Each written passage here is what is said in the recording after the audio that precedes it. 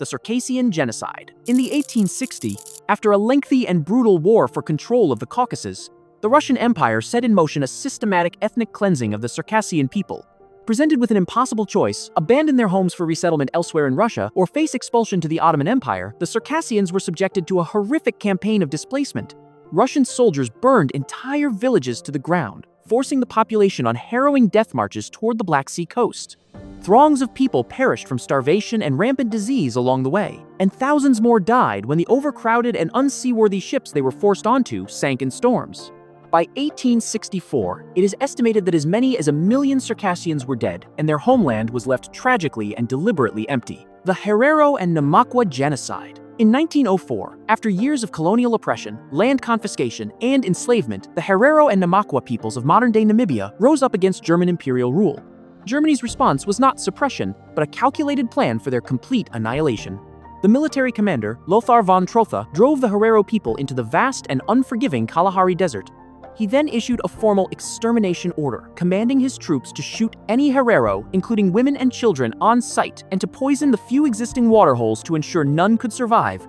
The Namaqua people, who rebelled shortly after, were met with a similar fate. The few survivors were rounded up and sent to concentration camps, like the infamous Shark Island, to be worked to death or to perish from malnutrition and disease in what is widely considered the 20th century's first genocide. By 1908, up to 80% of the Herero and 50% of the Namaqua were dead. The Armenian Genocide. At the height of World War I, the Young Turks Party, which controlled the Ottoman Empire, began to implement its vision of a homogeneous Turkish nation. This goal involved the elimination of the empire's Christian Armenian minority. Falsely accusing the Armenians of being a fifth column for their Russian adversaries, the government initiated a premeditated extermination. The genocide is marked as beginning on the 24th of April 1915, when Ottoman authorities arrested and executed hundreds of Armenian intellectuals and community leaders in Constantinople, a decapitation strike designed to leave the population defenseless. Following this, the remaining Armenian civilians were systematically disarmed and forced on brutal death marches into the Syrian desert, deliberately deprived of food and water. An estimated 1.5 million Armenians were murdered through massacres, starvation, and exhaustion. To this day, the Turkish government's persistent denial of this event remains a significant obstacle to justice and healing. The Holodomor. From 1932 to 1933, Joseph Stalin's Soviet regime orchestrated a catastrophic man-made famine in Ukraine known as the Holodomor, a term that means death by hunger. Intended to shatter Ukrainian nationalism and crush resistance to the forced collectivization of agriculture, the government imposed impossibly high grain quotas on Ukrainian villages. Special brigades of party activists were sent to confiscate all food from peasant households. Searching for any hidden stores, a law was enacted making it a capital crime to take even a handful of grain from the fields. While millions starved, the Soviet Union exported Ukraine's grain to the West. To ensure the policy's deadly effect, Ukraine's borders were sealed, trapping the starving population. It is estimated that 3.9 million Ukrainians perished from starvation in this meticulously planned catastrophe. The Holocaust. The Holocaust was the Nazi regime's systematic, state-sponsored murder of 6 million European Jews. Beginning in 1933, Adolf Hitler's government progressively ostracized Jews with discriminatory laws and violent pogroms. With the advent of World War II, this persecution intensified into the final solution, a euphemism for the complete extermination of all Jews within Germany's reach. Jews were herded into squalid ghettos before being transported by cattle car to a network of extermination camps like Auschwitz. There, millions were murdered in industrial-scale gas chambers, while countless others died from starvation, forced labor, or sadistic medical experiments. By the war's end in 1945, 2/3 of Europe's Jewish population had been systematically annihilated. The Cambodian Genocide. Between 1975 and 1979, the Khmer Rouge, a radical communist movement led by Pol Pot, was responsible for the deaths of up to 2 million Cambodians, nearly a quarter of the entire population. Their goal was to create a classless agrarian utopia by resetting the nation to year zero. To achieve this, they abolished money, religion, and private property, and forcibly evacuated millions from cities to be worked to death in rural labor camps. The regime systematically targeted and executed anyone deemed an intellectual, a category that could include doctors, teachers, or even people who wore glasses. Ethnic minorities were also marked for destruction. Life became a waking nightmare of extreme overwork, starvation, and state-sanctioned terror, with infamous torture centers like Tuol Sleng becoming gateways to mass graves known as the killing fields. The Bosnian Genocide. In the midst of the Bosnian War from 1992 to 1995, Bosnian Serb forces, aiming to carve out a greater Serbia, launched a campaign of ethnic cleansing against Bosnian Muslims and Bosnian Croats. This brutal strategy involved laying siege to cities like Sarajevo, establishing concentration camps where prisoners were tortured and starved, and employing mass rape as a deliberate weapon of war.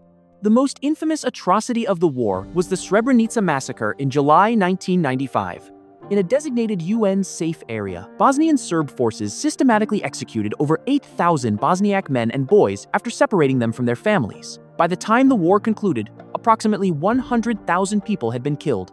The Rwandan Genocide. Over the course of just 100 days in 1994, an almost inconceivable slaughter unfolded in Rwanda, with an estimated 800,000 to 1 million people murdered.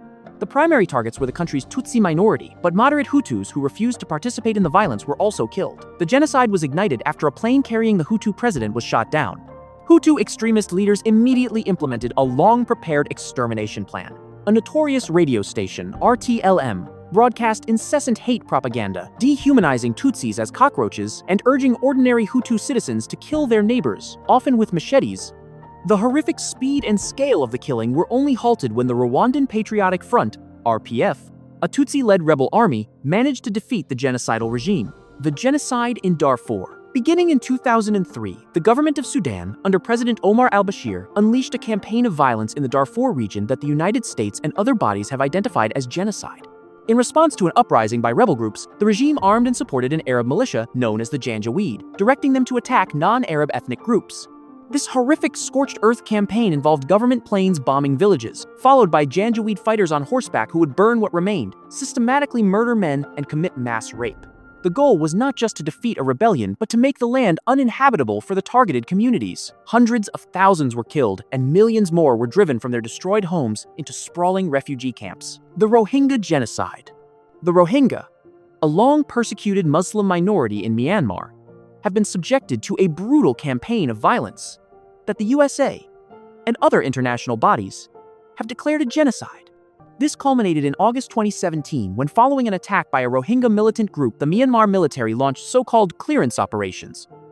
These operations were, in reality, a widespread and systematic assault on Rohingya civilians, involving the torching of entire villages, mass killings, and horrific sexual violence. It's estimated that at least 25,000 people were killed, and over 700,000 were forced to flee for their lives, trekking through jungles and across rivers to seek refuge in neighboring Bangladesh. The histories we've recounted today are profoundly heavy, but their weight is matched by their importance. They stand as a stark reminder of why we must remain vigilant against hatred, cultivate empathy, and find the courage to act. It is our duty to carry these lessons forward to ensure that history never again repeats such horrors.